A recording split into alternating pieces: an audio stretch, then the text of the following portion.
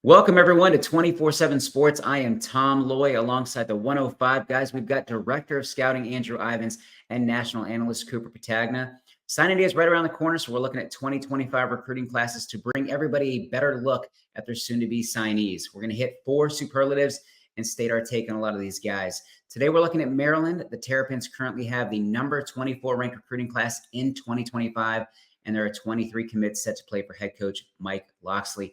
Ivins, we're going to start with you. Early draft pick potential, somebody with elite traits now that could see themselves drafted early in the next couple of years. Oh, I think Maryland fans know where I'm going to go here. It's the quarterback commit, Malik Washington, our number 5 ranked signal caller, huge mover in the most recent top 247 update. Have to give a shout out to Hudson Standish on our scouting team for kind of pushing this kid on us, pushing. And Malik Washington is someone that was on my freaks list, right?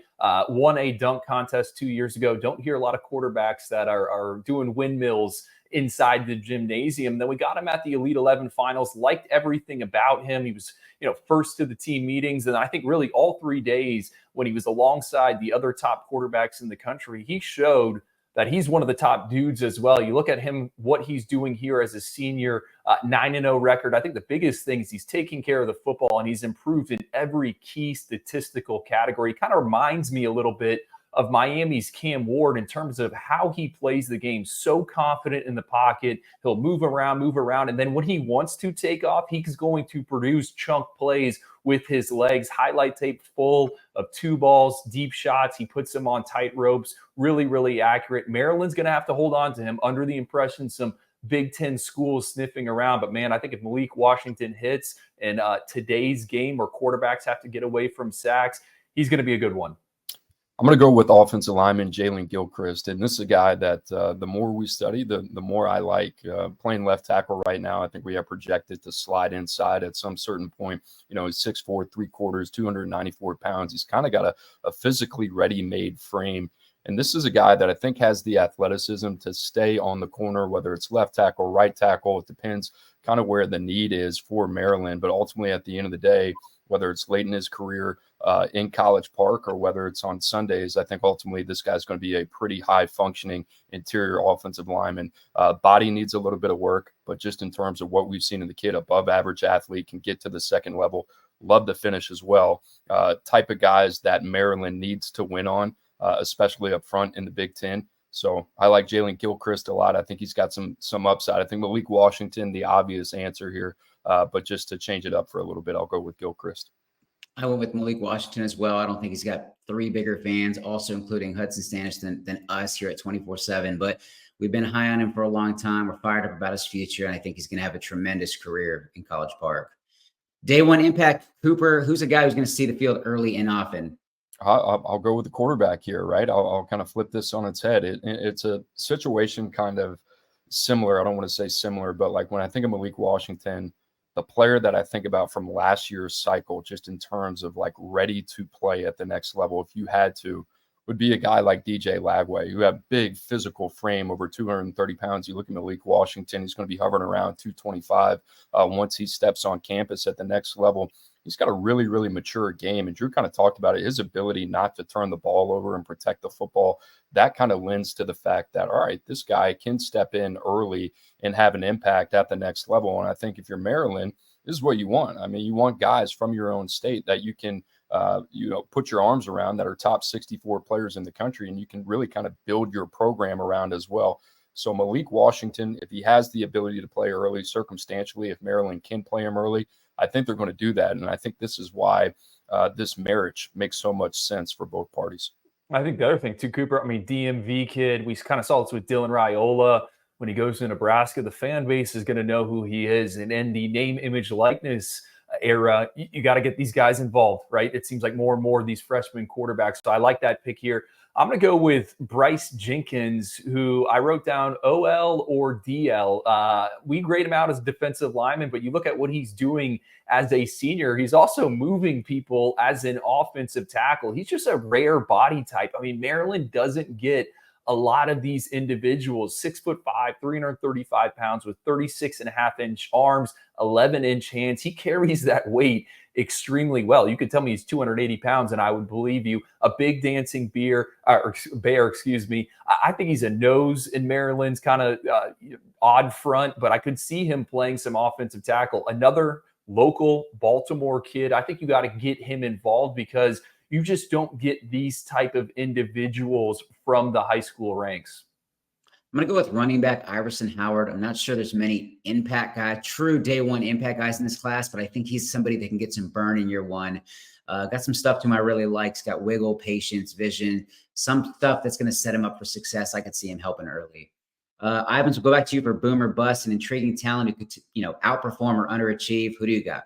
I got wide receiver Justin Devon, and to kind of peel it back here, this is a kid we talked about moving into the top 247. I think you got to trust Mike Locksley's eyes at wide receiver. Ty Felton, Jershon Jones, Caden Prather. He seems to find these individuals, has a background coaching pass catchers. Devon, top flight track and field athlete, state champ in the 110, 300-meter hurdles. He's gone 6'8" in the high jump, competed at the New Balance Nationals, Penn Relays recently, owns a 96 speed score, a 97 explosion score on next gen. You do not see that combo often. High-hipped, bouncy receiver that can just absolutely hit the burners. I think the biggest thing with him is going to be learning how to get open in the Big Ten, improving the route running. But, man, if it comes all together, you see how he can elevate. You can see how he can turn and hit the gas. Really, really like what he could be on Saturdays and then potentially on Sundays. Love that pick. Kind of chewed on that one as well a little bit. I'm going to go with safety Messiah Delhomme, and a guy that's working his way back from an injury that he suffered over the offseason with a broken leg. But, man, when he's healthy, he's a super intriguing cat, over 6'1", hovering around 200 pounds, ran 11.12 in the 100-meter. And I kind of see him kind of as an overhang safety. I think the instinct is to want to kind of move him closer to the line of scrimmage, but he's athletic enough to make plays on the back end as well.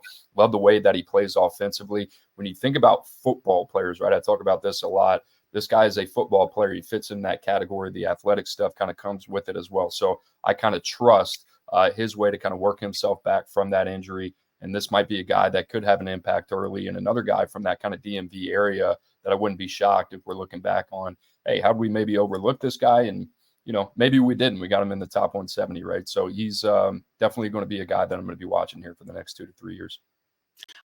I went with offensive lineman Jalen Gilchrist, but I'm leaning towards the boom on this, where I think that I could see him being a first rounder one day. I'm super high and I'm very excited, but he's far from a finished product. So if he's going to get drafted, I have no doubt in my mind. But obviously it could be 4th, 5th round, or potentially first.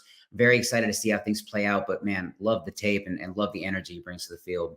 Diamond in the rough, Coop, who do you got? A 3-star prospect who could surprise some people and maybe get drafted one day. Drew already mentioned him, Bryce Jenkins. I mean, the cool part about this project that we're doing is that, we're canvassing the country. We're going to go through all 67 Power 4 teams. So there are going to be some guys that you haven't seen yet outside your region. Bryce Jenkins is one of those guys. I mean, Drew said it, 6'5", 330 pounds. He's got two-way snaps. He's quick twitch, explosive. He's got lead in his hands.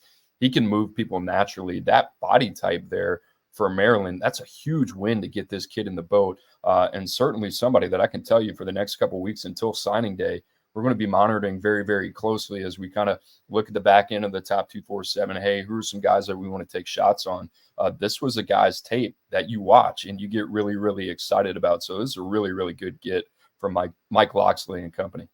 I'm going to go with linebacker Travarius Daniels. I think I've watched 4, 5, 6 St. Thomas Aquinas games this season. Every time your eyes go to Daniels in his number 0 jersey. He's a speed and space linebacker, gets guys on the ground, can offer some value on the blitz. And you think about Maryland, they struck gold down in Broward County not too long ago, getting Ruben Hypolite, right? They beat out Florida's Big Three. He has been a staple of the Terps defense the past few years, and a guy that could very well end up playing on Sundays. Daniels from the same area, former wide receiver, has made that transition. Really, really like that get for Maryland, coming from a program where these kids are usually ready to go right away. I'm going to go with offensive tackle Lamar Williams. And to be honest, this was like the first time I've really watched his tape outside a couple of highlights, but extremely raw. But man, there's so much to like. And that size, you can't teach that. So as long as he gets in the right system, the right coach, the right strength program, I think he could surprise a lot of people and become a dominant talent. But that wraps it up. As I said before, we're going to hit a bunch of schools leading up to December's early signing period. But for Andrew Ivins and Cooper Petagna, I'm Tom Loy. As always, stay locked to 247sports.com.